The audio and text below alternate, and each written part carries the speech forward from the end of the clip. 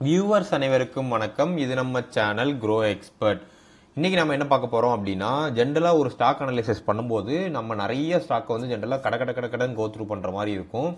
So எப்படி வந்து ஒரு ஸ்டாக்கை பிக் பண்ணணும் அப்படிங்கிறதோட பார்ட் 1 வீடியோ தான் பார்க்க போறோம். ஏன்னா ஸ்டாக் பிக் பண்றது வந்து லெட்ஸே என்கிட்ட இப்போ ஒரு 100 ஸ்டாக் நீங்க காட்டுறீங்க அப்படின்னா, அந்த 100 ஸ்டாக்கையுமே நான் கடன் ஃபில்டர் பண்ணிட்டு ஒரு டிஃப்ரெண்ட் செக்மெண்டட் கேட்டகரியில் மூவ் பண்ணிடுவேன்.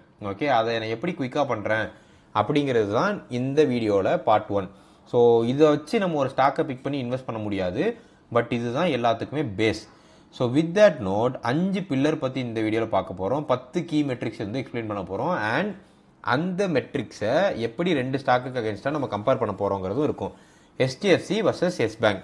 நான் இதை பர்பஸாக தான் எடுத்தேன். ஏன்னா HDFC ஒரு எக்ஸ்ட்ரீம் எண்ட்லையுமே எஸ் பேங்க் ஒரு எக்ஸ்ட்ரீம் எண்ட்லையுமே வச்சுட்டு அந்த ஸ்டாக்ல எந்த மாதிரியான பாசிட்டிவ் ஆஸ்பெக்ட்ஸை நம்ம பார்க்கணும் அப்படிங்கிறத இதில் போட்டிருப்பேன். ஃபைனலாக ஜிஎக்ஸ் கோர் சிஸ்டம்னு ஒரு சிஸ்டம் இன்ட்ரடியூஸ் பண்ண போகிறேன்.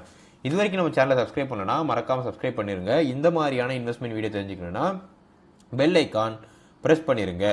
ஸோ ஜிஎக்ஸ் ஃப்ரேம் ஒர்க் பொறுத்த வரைக்கும் நாம் வந்து ஓவரால் 5 பில்லர் சொல்லியிருந்தோம். அந்த 5 பில்லர் வந்து valuation, profitability, growth, financial health, market scale. இதுதான் ஃபர்ஸ்ட் 5 பில்லர். ஒவ்வொரு பில்லரையுமே டீப் டைவ் பண்ண போகிறோம்.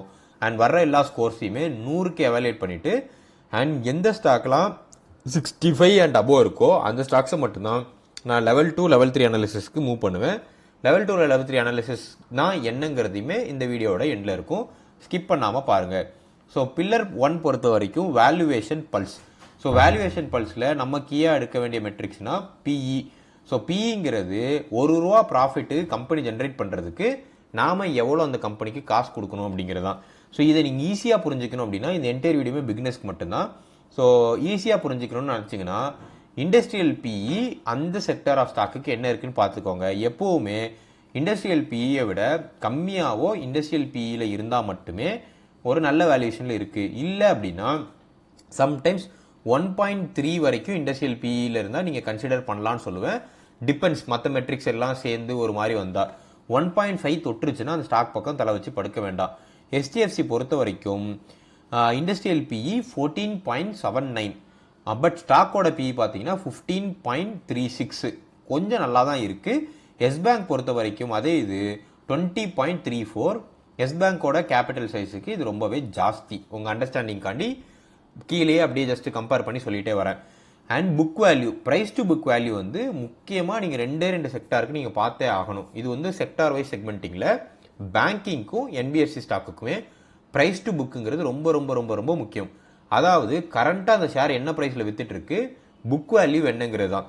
ஸோ பேங்கிங் ஸ்டாக்கில் லார்ஜ் கேப் பேங்க்ஸுக்கு வந்து என்னை பொறுத்த வரைக்கும் 2 வரைக்கும் நீங்கள் அதை கன்சிடர் பண்ணலாம். பட் ப்ரிடாமினன்ட் ஆஃப் மற்ற banks like mid cap and small cap பொறுத்த வரைக்கும் 1ங்கிற ப்ரைஸ் புக்கை தாண்டி நீங்கள் கன்சிடர் பண்ணாதீங்க. 2ங்கிற HDFC பேங்க் 2.1 மாடரேட்டாக ஓகே. எஸ் பேங்க் பொறுத்த வரைக்கும் 1.4ல் இருக்குது. பட் 1.4மே இது வந்து ஒரு லார்ஜ் கேப் கிடையாது. ஸோ 1.4ங்கிறது கொஞ்சம் ஜாஸ்தி தான் எஸ்பிஐ பேங்க்கோட வேல்யூவேஷனுக்கு. ப்ரைஸ் டு புக் வந்து 3-4 இருந்துச்சுன்னா தயவு செஞ்சு இந்த ஸ்டாக்கை கொஞ்சம் வெயிட் பண்ணி பார்த்து கன்சிடர் பண்ணுறது நல்லாயிருக்கும்.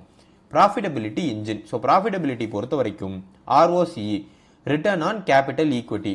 நான் இன்வெஸ்ட் பண்ணுற மணியை வச்சு அந்த பிஸ்னஸ் வந்து எப்படி ப்ராஃபிட் ஜென்ரேட் பண்ணுறாங்க, ரிட்டர்ன்ஸ் எப்படி எடுத்துகிட்டு வராங்கிறதா இது. ஸோ கேபிட்டலை எப்படி பெட்டராக ஹேண்டில் பண்ணுறாங்கன்னு சொல்லிட்டு கிரேட்டர் தென் 8%ங்கிறது ஆல்வேஸ் குட். 5 to 8க்குள்ளேயே ஆஸ்லேட் ஆகிட்டு இருந்தாங்கன்னா வெயிட் பண்ணி வாட்ச் பண்ண வேண்டும். பிலோ 5%ல இருந்தால் தயவு செஞ்சு அந்த ஸ்டாக் பக்கம் தலை வச்சு படுக்க வேண்டாம். HDFC பேங்க் பொறுத்த வரைக்கும் 7%ல இருக்குது. அதுக்கு முக்கியமான ரீசன்ட் என்ன அப்படின்னா, ரீசெண்டாக ஒரு லார்ஜர் மெர்ஜர் நடந்துச்சு. ஸோ ஜென்ரலாகவே லார்ஜ் கேப், அதாவது நிஃப்டி 50ல் உள்ள ஸ்டாக்ஸில் இன்கேஸ் ஏதாவது நம்பர்ஸ் வந்து கொஞ்சம் அடி வாங்கியிருக்குன்னா நீங்கள் அந்த நம்பர்ஸ் மட்டும் பார்க்கக்கூடாது, அதுக்கு பின்னாடி உள்ள ரீசனும் தெரிஞ்சுக்கோங்க. ஸோ லார்ஜ் HDFC பேங்க் பொறுத்த வரைக்கும் ஒரு பெரிய மெர்ஜர் நடந்ததுனால இப்போதைக்கு அவங்களோட ரிட்டர்ன் ஆன் கேபிட்டல் இன்வெஸ்ட்மெண்ட் வந்து 7.04 இருந்துச்சு. எஸ் பேங்க் பொறுத்த வரைக்கும் below average 5.98. And operating profit margin.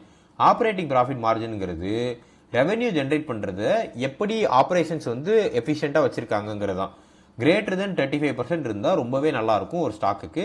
25 to 35%னா கொஞ்சம் நீங்கள் வெயிட் பண்ணி பார்க்கணும். லெஸ் தென் 25னா ரொம்ப டேஞ்சர். HDFC பேங்க் பொறுத்த வரைக்கும் கன்சிஸ்டண்டாக 40க்கு மேலே மெயின்டைன் பண்ணிட்டு வராங்க. அண்ட் நான் இப்போ சொல்கிற எல்லா நம்பர்ஸுமே லாஸ்ட் நம்பர் மட்டும் பார்க்கக்கூடாது, மினிமம் 5 இயர் நம்பரை நீங்கள் எடுத்து பார்க்கணும். எஸ் பேங்க் பொறுத்தவரை அப்படின்னா தான் அந்த நம்பர் ஏன் இப்படி ஸ்விங் ஆகுதுங்கிற உங்களுக்கு ரிஃப்ளெக்ஷன் கிடைக்கும். உதாரணத்துக்கு ஒரு எக்ஸாம்பிள், எஸ் பேங்க் 59% இருக்குது. ஸோ உங்களுக்கு ஆப்வியஸாக பார்க்கும்போது எப்படி தோணுனா, எஸ் பேங்க் வந்து ஆப்ரேஷன் நல்லா பண்ணுறாங்கல்ல HDFC பேங்கை விட அப்படிங்கிற மாதிரி உங்களுக்கு லாஸ்ட் நம்பர் தோணும். ஆனால் 5 வருஷம் நம்பர் நீங்கள் எடுத்து பார்த்தா தான் தெரியும், அவங்க வந்து என்பிஏ அவங்களோட ப்ரேயர் இண்டிகேட்டர் நம்பர் லாஸ்ட்ல இருந்து ரெக்கவர் பண்ணி வராங்களா, இந்த மாதிரியான ஆஸ்பெக்ட்ஸ் எல்லாமே நீங்கள் வந்து கன்சிடர் பண்ணுற மாதிரி இருக்கும். growth velocity பொறுத்த வரைக்கும் குவார்டர் ஆன் ப்ராஃபிட் வேரியேஷன் இது வந்து நான் கண்டிப்பாக சொல்லுவேன். ஏன்னா இயர் டு இயர் ப்ராஃபிட் வந்து லாஸ்ட் குவார்ட்டரில் எப்படி வேரி ஆகுதுங்கிற பார்க்கணும். அண்ட் குறிப்பாக 6 to 8 குவார்ட்டர்ஸ் ஆச்சு நீங்கள் கண்டிப்பாக பார்க்கணும். 6 to 8 குவார்ட்டர் டபுள் டிஜிட் ஒரு ஸ்டாக் பண்ணியிருக்குன்னா அது வந்து ஒரு கோல்டன் ஸ்டாண்டர்டான ஸ்டாக்னு சொல்லலாம். டபுள் டிஜிட் பண்ணியிருக்கணும் 6 to 8 குவார்ட்டர்ஸா. ஸோ HDFC பேங்க் பார்த்தீங்க அப்படின்னா 8.05 தான். கொஞ்சம் பின்னாடி போய் பார்த்தீங்கன்னா மட்டும்தான் அது கொஞ்சம் டபுள் டிஜிட்டில் இருந்திருக்கும். அதுக்கு முக்கியமான ரீசனாக நான் பார்க்கறது அந்த லார்ஜ் பேஸ் எஃபெக்ட் தான். 2 மெர்ஜர் நடந்துச்சு, அந்த மெர்ஜரோட லார்ஜ் பேஸ் எஃபெக்ட் தான். அண்ட் வேறஸ் நீங்கள் எஸ் பேங்க் பார்த்தீங்கன்னா 45 இருக்கும். ஸோ பெரிய நம்பராக ஃபீல் ஆகும். 6 to 8 குவார்ட்டர் நீங்கள் அதை கன்சிஸ்டண்டாக எடுத்து பார்த்தீங்கன்னா லோ பேஸ் ஆன லாஸ்ல இருந்து ரெக்கவர் ஆகி வந்திருப்பாங்க, அதனால அது 45% இருக்கும். ஸோ இந்த மாதிரியான ஃபில்டர்ஸ் எல்லாத்தையுமே நீங்கள் ரிமூவ் பண்ணிட்டே வரணும். அப்படின்னா தான் உங்களுக்கு ஒரு பெட்டரான அண்டர்ஸ்டாண்டிங் கிடைக்கும். குவார்ட்டர்லி சேல்ஸோட வேரியேஷன்ஸ் பொறுத்த வரைக்கும் எப்படி இவங்க வந்து பெட்டரா பண்றாங்கிறது நமக்கு தேவை. Revenue along side profit grow ஆனா மட்டும்தான் ரியல் பிஸ்னஸ் எக்ஸ்பென்ஷன், இல்லைன்னா அது வெறும் ஜஸ்ட் காஸ்ட் கட்டிங் தான். ஸோ நீங்கள் இந்த ரெவென்யூமே ப்ராஃபிட்டுமே லிங்க் பண்ணி பார்த்தா மட்டும்தான் உங்களுக்கு அது க்ரோ ஆகுதா இல்லை ஏதாவது காஸ்ட் கட்டிங் பண்ணுறாங்களான்னு உங்களுக்கு தெரியும். இது வந்து கிரேட்டர் தேன் 20% இருந்தால் பெட்ரு. எஸ் பேங்க் 5 to 10னா கம்மி, லெஸ் தேன் 5%னா ஃபால் ஆகுதுன்னு அர்த்தம். HDFC பேங்க் பொறுத்த வரைக்கும் 0.46, எஸ் பேங்க் பொறுத்த வரைக்கும் 0.51. ஃபினான்ஷியல் ஃபோர்ட்ரஸ் பொறுத்த வரைக்கும் டெப்ட் டு ஈக்விட்டி ரேஷியோ, என்ன பொறுத்த வரைக்கும் 0, 1 இந்த மாதிரியான பர்சன்டேஜ் வந்து ஓகேன்னு சொல்லுவேன். டெப்டே இல்லைன்னா ரொம்ப நல்லது. ரொம்ப சிம்பிளான லாஜிக், ஒரு கம்பெனிகிட்ட கடன் இல்லை அப்படின்னா அந்த கம்பெனி எப்படியாவது சர்வே ஆகிடும். ஆனால் ஜென்ரலாக NBFC பேங்க் மாதிரியான கம்பெனிஸ் வந்து இந்த நம்பர் எப்போவுமே 0, 1 இருக்கவே இருக்காது. ஏன்னா அவங்க கடன் வாங்கி கடன் கொடுப்பாங்க, அவங்களோட பிஸ்னஸ் மாடலே அதுதான், சிம்பிளாக சொல்லணும்னா. ஸோ அதனால் பேங்கிங் செக்டார் பொறுத்த வரைக்கும் லெஸ் தென் 5 இருந்தால் பெட்ரு, 5 to 7 இருந்தால் ஸ்டாண்டர்டாக செக்டார் நாம் படி அது ஓகே, 8க்கு மேலே இருந்தால் நீங்கள் அந்த பேங்க்கை கொஞ்சம் காஷியஸாக பாருங்கள்.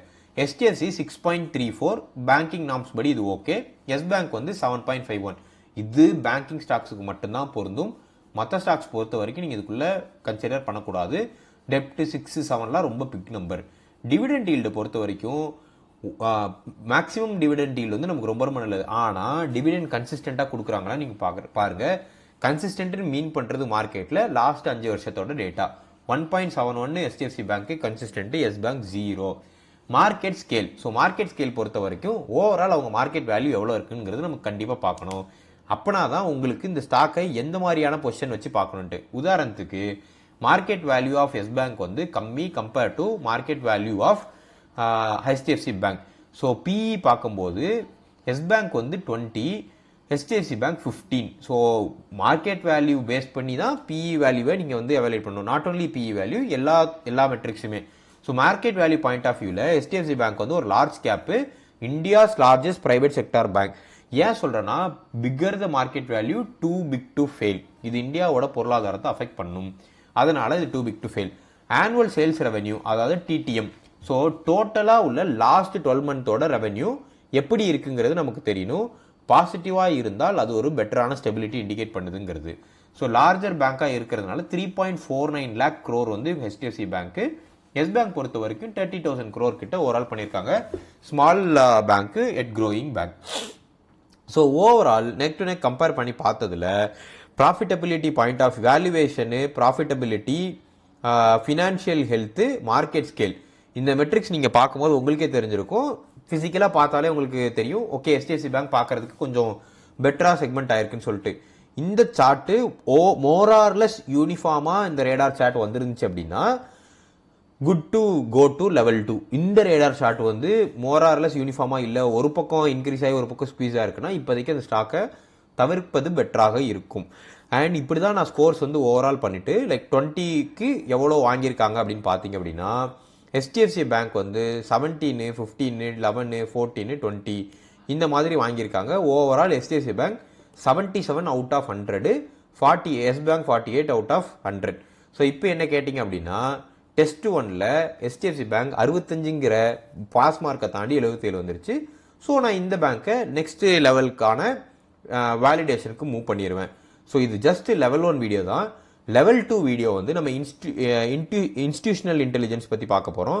ப்ரொமோட்டர் ஹோல்டிங் எப்படி இருக்குது, எஃப்ஐஎஸ் வந்து எப்படி, எஃப்ஐஎஸ் பேட்டர்ன் என்ன, இன்ஸ்டிடியூஷனலாக எப்படி இருக்குது, இன்சைடில் வந்து பையா அனலிஸ்டோட சிக்னல் என்ன அப்படிங்கிறது, டெக்னிக்கல் ஸ்ட்ரென்த் பற்றி பார்க்க போகிறோம். டெக்னிக்கல் ஸ்ட்ரென்த்னா எந்த டைமில் நம்ம என்ட்ரு ஆகணும், எந்த ப்ரைஸில் வந்து மொமெண்டமை நம்ம கேட்ச் பண்ணணும் அப்படிங்கிற அனாலிசிஸ் வந்து பார்ட் 3ல் நம்ம பார்ப்போம். Conviction filter. ஸோ அல்டிமேட்டாக எல்லாத்தையும் வச்சு அந்த பிஸ்னஸோட மோட் என்ன, மேனேஜ்மெண்ட்டோட குவாலிட்டி ஸ்கோர் எப்படி இருக்குது, இண்டஸ்ட்ரியோட டெய்லிங் ரேட்டிங் எப்படி இருக்குங்கிறத கன்சாலிடேட் பண்ணி அந்த ஸ்டாக்குள்ள காசு போடவா வேணாமா நம்ம டிசைட் பண்ணுவோம். பட் இந்த ஃபஸ்ட்டு என்ட்ரி பாயிண்ட்டை அது கிராஸ் பண்ணனா செகண்ட் என்ட்ரி பாயிண்ட் போகாது. செகண்ட் என்ட்ரி பாயிண்ட் கிராஸ் பண்ணால் தான் third entry point, third entry point cross பண்ணால் தான் ஃபோர்த் என்ட்ரி பாயிண்ட். இதோட சீக்வன்ஸ் வீடியோ நம்ம பண்ணி போட போகிறோம். நம்ம சேனலை சப்ஸ்கிரைப் பண்ணி வச்சுக்கோங்க. எல்லாம் முடிஞ்சதுக்கப்புறம் ஒரு ஸ்டாக்கை எப்படி நம்ம ஒவ்வொரு என்ட்ரி பாயிண்ட் வழியாக கிராஸ் பண்ணி கன்சிடர் பண்ணுறது அப்படிங்கிறது பார்க்க போகிறோம். பை எண்ட் ஆஃப் திஸ் சீரீஸில் you will become master of how to pick ஸ்டாக். இந்த சீரீஸை கண்டினியூ பண்ணலாம் அப்படின்னு நினச்சிங்கன்னா பிக் அப்படின்னு சொல்லிட்டு கமெண்ட் பண்ணுங்கள்.